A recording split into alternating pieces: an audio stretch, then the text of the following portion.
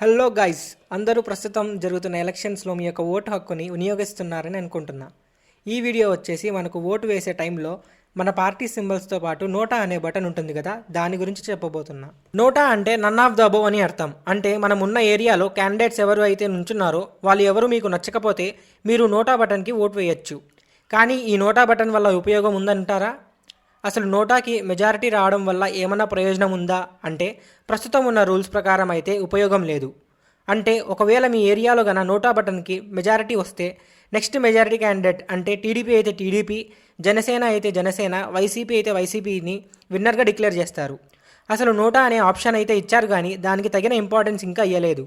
దీనికోసం సుప్రీంకోర్టులో ఒక పిటిషన్ వేశారు.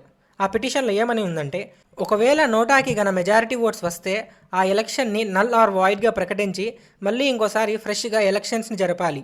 అండ్ ఇందులో మెయిన్ పాయింట్ వచ్చేసి ఎవరైతే ముందుసారి ఎలక్షన్లో నిలబడతారో వాళ్ళు మళ్ళీ ఈ రీ ఎలక్షన్లో పాల్గొనకూడదు. అండ్ ఆల్సో వాళ్ళ ఫ్యామిలీ మెంబర్స్ కూడా పాల్గొనకూడదు. ఎందుకంటే వారిని వద్దనే కదా ప్రజలు నోటాకి ఓటు వేసింది. అందుకే వాళ్ళు మళ్ళీ కంటెస్ట్ చేయలేరు. దీన్ని సుప్రీంకోర్టు అంగీకరిస్తూ ఎలక్షన్ కమిషన్కి నోటీస్ ఇచ్చి దీని గురించి మొత్తం వివరాలు ఇవ్వమని ఆర్డర్స్ ఇచ్చింది. కొన్ని రాష్ట్రాల్లో లైక్ మహారాష్ట్ర, ఢిల్లీ, హర్యానా, పాండిచేరి లాంటి రాష్ట్రాల్లో నోటాకి వాల్యూ ఉంది. అంటే ఒకవేళ ఆ రాష్ట్రాల్లో గన నోటాకి మెజారిటీ వస్తే ఆ ఎలక్షన్ని క్యాన్సిల్ చేసి రీ ఎలక్షన్ నిర్వహిస్తారు. అంతేకాని నోటా తరువాత ఉన్న నెక్స్ట్ మెజారిటీ క్యాండిడేట్ని విన్నర్గా ప్రకటించరు అని పిటిషనర్ సుప్రీంకోర్టుకి ఎగ్జాంపుల్ ఇచ్చాడు. అయితే రీసెంట్గా సూరత్ ఎలక్షన్స్లో బీజేపీ అండ్ కాంగ్రెస్ కంటెస్ట్ చేస్తున్నప్పుడు కొన్ని ఫ్లాస్ వల్ల కాంగ్రెస్ నామినేషన్ క్యాన్సిల్ చేశారు.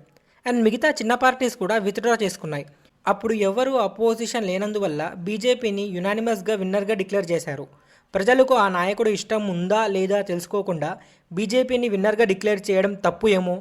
ఎలక్షన్స్ పెట్టి నోటా బటన్ ఆప్షన్ ఇచ్చింటే నోటాకి వేసేవారేమో అండ్ కొత్తగా వేరే క్యాండిడేట్స్తో రీ ఎలక్షన్ జరిగేదేమో. అందుకే నోటాకి ఇంపార్టెన్స్ ఇవ్వాలని పిటిషనర్ చెప్పారు.